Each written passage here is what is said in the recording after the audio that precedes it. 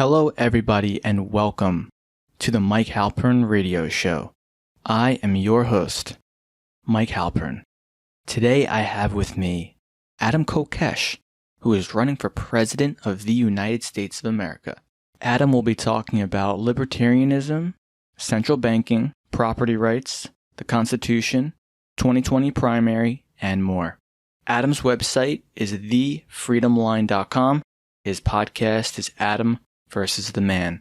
Without further ado, Adam Kokesh. Well, Michael, I appreciate you having me on, especially as a Libertarian Party presidential candidate coming into the home stretch of our primary right now. Anytime I have to introduce myself as a presidential candidate, I throw up in my mouth a little bit. You really have to be some kind of psychopath to want to be president of the United States, even a benign one who thinks you can use this power that nobody should have over other human beings for good, because it is inherently corrupting and inherently corrupt as a political institution. The federal government right now, we'd be better off without it. And that's why my platform is localization. It's true that I'm technically running for president. It's more accurate to say that I'm running to turn the federal election into a referendum on whether or not the government should be allowed to exist at all. My platform is to take the federal government through a peaceful, orderly, responsible bankruptcy process that leaves us with 50 independent states and up to 562 sovereign native nations in the first step of localization. That is to get government down to the community level where it's transparent, accountable, voluntary. And the only systems that you would be a part of are ones that you choose to be in based on your values, set up to meet your needs. I'm a Marine Corps combat veteran. I enlisted before I graduated from high school in the delayed entry program, volunteered to go to Iraq in 2004. That's really what set me on my journey to pull the thread, to unravel the sweater of statism, this covering of propaganda and lies that keeps us from seeing the truth about what government is. My experience as the violent front of government, the actual trigger puller on the front lines, seeing the lies that led me to watch fellow Marines die in combat really motivated me. When I got back, I joined Iraq Veterans Against the War. I should say when I got out of the Marines. If the American people knew what I knew or knew my story, they wouldn't be dying. After that, I was asked to run for Congress as a Republican by Ron Paul. I couldn't shut up when the race was over. I got a radio show, and that was the start of Adam versus the Man. Right when that was about to get canceled, because I wasn't selling ads, it got picked up as a TV show on Russia Today. So yeah, I was part of the Russian government's propaganda effort to poke the American government in the eye. Got canceled after 4 months for being fairly critical of Putin on my show. Then went online, independent, focused on my YouTube channel, got it up to 80 million views. Now I have what some say is the most shadow banned channel on YouTube. I've been a civil disobedience activist in one kind or another for the entire time since getting out of the Marines. Now I'm building my homestead. I've got 10 acres in the mountains in Arizona near Flagstaff. I'm living my American dream. I want everybody to have this, what we have here at the Garden of Freedom. We are a sovereign unit. We live in peace and in harmony in a way that is in line with libertarian values that we want to spread. We want to wake people up. To me, this has been my life's work to share this unique understanding of ethics. Libertarianism is not really a political philosophy. It's an ethical philosophy. It's just ethics applied to politics. To stand up to injustice, to continue the spirit in which I serve, to fight for a free world, or as the Libertarian Party statement of principle says, nothing less than a world set free in our lifetimes. The Constitution is the source of the illegitimate authority of the federal government. Now, I'm a constitutionalist in the truest sense of the word, that I believe if you come together as a society to form a system of authority or government or mutual management in any form whatsoever, that it should have a clear charter document. It should have a constitution that lays out the principles as a contract. But as a legitimate social contract, you have to be able to opt out. You can't force contracts on people. Then they're not contracts. They're just demands. In that sense, the Articles of Confederation that we had before the current Constitution were the lawful Constitution. They were a voluntary one. The colonies agreed to be a part of by choice. Individual freedom was respected at that point, except, of course, in the slave trade and so many other violent ways that we've moved past for the overall better. We don't have to fight a revolution violently to have the revolution of our generation. We can do it peacefully. The Constitution that we live under now is a counter-revolution. I make a big, important distinction between the founders who said, screw you to King George, we're not going to be part of your empire anymore, and the framers who screwed it up by creating a new, strong central authority under the current Constitution, which encoded in law a standing army that most of the founders were against, taxation, intellectual property, slavery, all of these things that are illegitimate. Oh, and of course the central bank, which was arguably the point of the whole thing, to impose a currency on the new country and be able to rip everybody off by printing money. The way they got away with this is by using the amendments, the Bill of Rights, as an excuse, like, oh, just give us this power. We promise we won't abuse it. Look, we even wrote down your rights. It's really twisted to see people confused about this, going, what do you think of our Second Amendment rights? You don't have Second Amendment rights, you have human rights. The Second Amendment describes one aspect of them. The very acknowledgement of the document as being the source of those rights is to turn them into privileges that can be taken away, and that's where we are with the current status quo. What do I think about the Second Amendment? I think it's not respected by the constitutional government that we have today anyhow. This is a God-given right, not a constitutional right. Historically, it was a bad excuse that was used by people who wanted to create more authority in the face of freedom. In terms of current policy, gun rights, you have an absolute right as an individual on your own property, in your own home, to defend yourself how you see fit. You have a right to own property. People think of libertarianism as pro-gun. In a sense it is, but not really. At a deeper level, it's pro-private property. You have a right to own a piece of metal in whatever shape you want. I don't have a right, and neither does society have a right, to come onto your land against your will or into your home without your permission and say, we're going to control what kind of property you own, and say you can't own a piece of metal in a particular shape because we don't like that shape. This is the absolute pro-gun position. But it also provides for the mechanisms for people who want to live in gun-free communities to do that. You can form voluntary associations. You can come together and say, if you want to opt out, if you don't want your property to be a part of this collective, that's fine. But if you're here or you're on my property, guns are not allowed here. I'm only going to go to stores. I'm only going to go to shopping malls where guns aren't allowed. You have the right to do that. And to whatever extent that people want that, they should have the right to create those spaces and those institutions.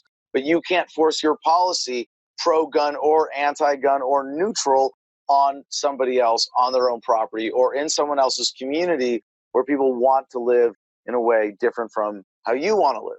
Now, the third answer here in terms of practical policy, as much as I am pro-gun in the present, I'm actually in a way kind of anti-gun for the future. I think I have pretty good credentials to speak on this, Michael, as you know, from my firearms civil disobedience in Washington, D.C. The idea that a gun is an essential self-defense tool with current technology is true.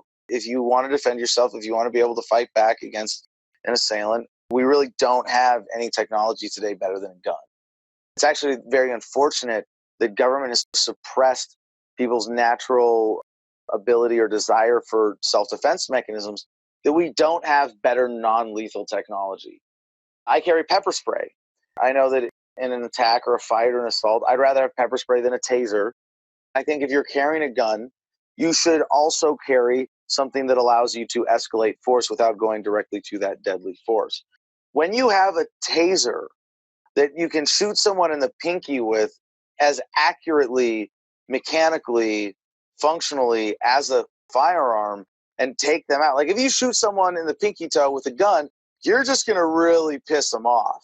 If you shoot them with a phaser set to stun, so to speak, to borrow the Star Trek terminology, you can take them out and preserve the value of their body and their life as much as possible. That's even more important. Libertarianism isn't just about your rights. It's about how do we maximize value for everyone. love and respect for your fellow human beings, acknowledging the divinity of the individual human soul that rests within all of us, that is the seat of our rights, whether you believe they're natural rights or God given rights. It is in your independent consciousness, your humanity. Libertarians, as a movement, we have been playing their game for far too long. Their game is argue issue by issue and confuse ethics with aesthetics. What I mean by that is that culturally, organizationally, and lifestyle wise, we all have different preferences for what we want our community to look like. Some of us want, like me, I want my 10 acres respected. I want to live in a natural dispersed homesteading community. As long as my 10 acres are respected, 3 miles of private dirt road is nice. And I like my community. Some people want to live in some other form. If they get that voluntarily, they have a different community. Who am I to say that they can't or shouldn't live that way? When we play their game, we forget that and we impose our preferences without the ethics and give the government its assumption that we all need to be forced into centralized systems that force one size fits all solutions on everybody that obviously aren't working. I've been quoting Larry Sharp a lot lately. He said a libertarian is someone who believes you can be as liberal or as conservative as you want as long as you don't force it on anybody. That's the power that localization has in terms of connecting with people as a matter of policy. When someone asks me as a candidate, are you pro-gun or anti-gun? I can give them a very thoughtful, nuanced answer in a sound bite still that says, it's whatever you want in your community. If you come together with people who say you want to live in a gun-free zone, you can live in a gun-free zone. You set the policy on your land, in your home. You get together with whoever it is that wants to live the same way and get exactly what you want, or at least as much as you're willing to compromise to work with other people, but you will never have anything forced on you that you don't want.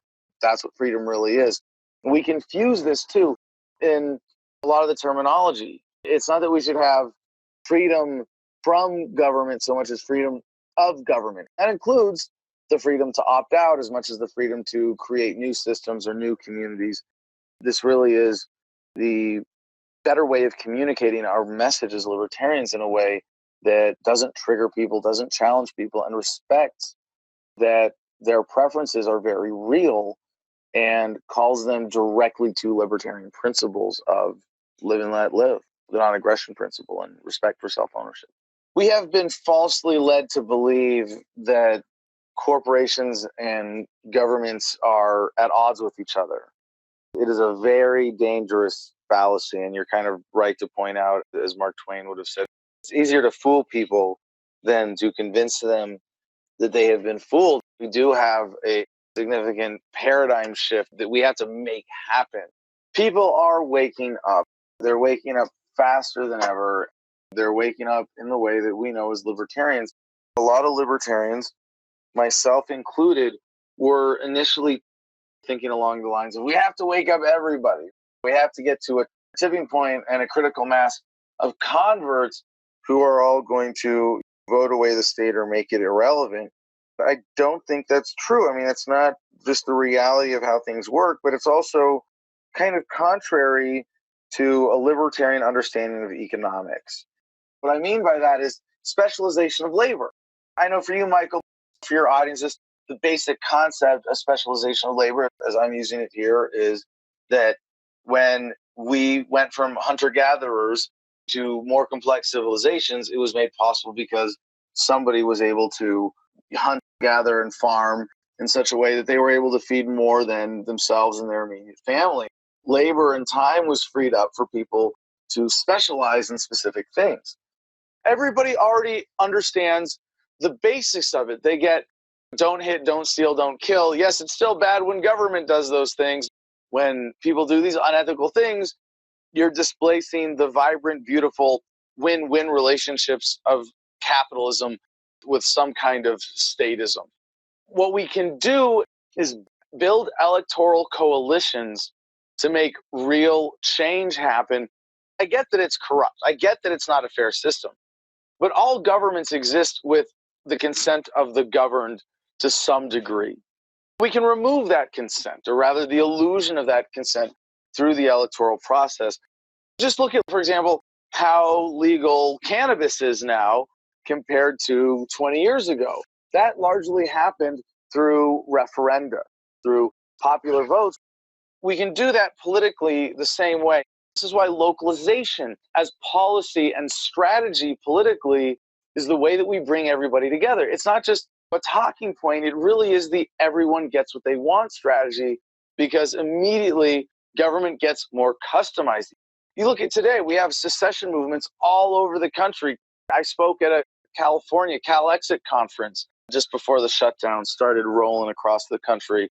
We can agree to disagree on the aesthetics, but come together on the ethics and say, we're not going to force everybody into this system anymore. How can you own property and then you don't? It's more that government comes up with fancy excuses to steal it from you. Taxation is theft, just by another name with a fancy excuse and a complicated system backing it up that has a huge web of propaganda around it. You're not a victim, you're a tax evader. At the local level, it's not as bad as at the national level, because to some extent you can vote with your feet. Now, it's not the be all end all. You have a right to secede on your own land and say, I'm not paying any property taxes here. I'm not paying any taxes to anybody. I'm going to engage in commerce with my own property, buy my own natural rights, and nobody can interfere with that. I wholeheartedly support that. The Dalai Lama was once asked, what's the first thing you would do if you were president? And he said, I would start calling things by their proper names. Taxation is theft. War is murder. Politicians are criminals. Just using that direct, honest language is really critical to understanding reality. Sometimes when we talk about these big terms, it's worth taking the time to define your terms in any conversation. Oftentimes, that's how you end up solving the problem. When you said capitalism, you really meant what I call this evil corporate subsidy system that is the violent warfare welfare state. And when I say capitalism, I mean this ideal of a universally nonviolent society. The Federal Reserve System is the institution behind our current fiat currency, the US dollar. Fiat currency means that it is by fiat, by declaration. It's money that has value because the government says it does.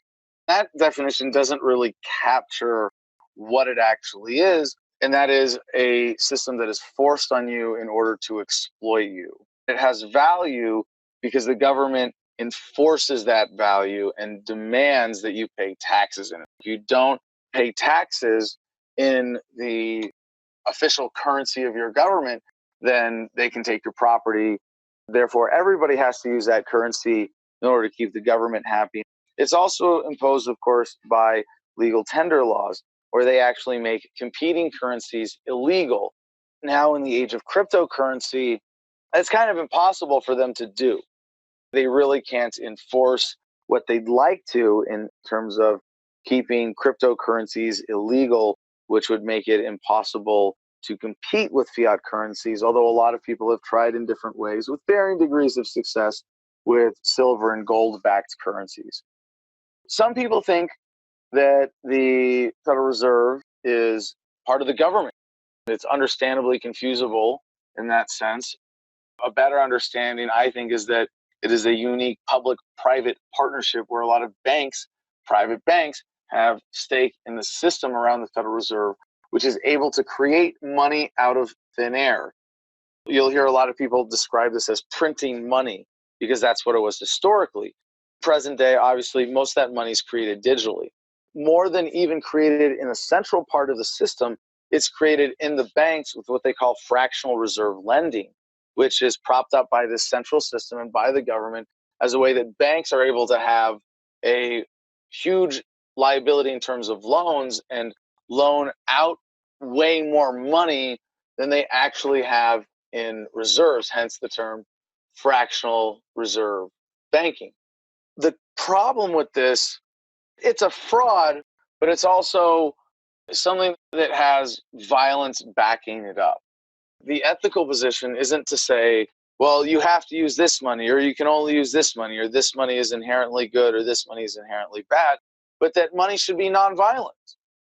That when it comes to deciding what kind of currency a society should use, it should be done by consent, not forced on people by a central authority. That doesn't mean that people can't delegate that authority.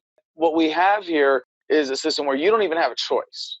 You more or less have to use the US dollar. Now, yes, practically you can avoid that now. You can conduct as much of your business in barter, in crypto, and in metals, off the record, under the table, things like that. But you can't have a 9 to 5. You can't work a lot of jobs without working in the US dollar system. What we want is to get the whole violence out of the system so that people have the choice to say, either I'm going to have this currency that's losing value because they're printing more of it, or this other currency like crypto that is engineered to gain value, although not quite stable enough yet in most cases to be a practical currency, but on its way there, or gold or silver-based currency, which we can have digitized or on paper very conveniently. You can print gold into tiny slivers and embed it in bills that function like paper bills. Key takeaway here is that when people in a market have a choice of what currency to use, they're not going to go with the one that is being abused, that is being used to rip them off. Because every time they create more money, if they print it or digitally create it, what that does is it increases the monetary supply. That's what inflation is, inflating the supply of money. It's not price inflation. That's a misuse of the term used to confuse people from what's really going on. Price inflation, however, is caused by actual inflation of the money supply, which means as they create more money, you have more dollars chasing the same number of goods and services in the market. Prices go up and the purchasing value of the dollars in your bank account and your back pocket lose value. Ron Paul said it's no coincidence that the century of total war coincided with the century of central banks, because people naturally don't want war. They don't want to pay for it. If they knew the true cost, they'd never be able to pay for it. How do governments manage to misdirect huge sums of economic resources that could go to meeting human needs to instead going to killing people? They don't do this honestly and directly. They do it deceitfully by printing money out of thin air, spending it on war, using it to propagandize and deceive us, to not even realize that there's this underlying system in the very money that we use continuously ripping us off. I think there are a lot of little conspiracies operating within this, of course. There are various corporate organizations that are certainly working together to take advantage of this. Lots of government bureaucrats and administrators consolidating their power, using this as the excuse. I've been saying I told you so a lot lately in covering this. Ron Paul wrote a column called The Coronavirus Hoax in March. My podcast, February 1st, had the same title, The Coronavirus Hoax. Obviously, there's something there, but not what we're being told. It's being way inflated, overreported. It is a huge misdirection of our attention. They're not even really hiding it. They're kind of rubbing our noses in it that, look how much we were able to steal from you. $6 trillion of liquidity. I'm a conspiracy realist. Conspiracies are real. The government itself is nothing more than a big conspiracy to rip you off. If you were someone running such a conspiracy, you would want to flood the conversation, and they can do this so easily now with troll farms and whatnot. You would want to flood the conversation with the ridiculous things, with the distraction, anything to sort of throw people off or make anybody questioning the official narrative look crazy.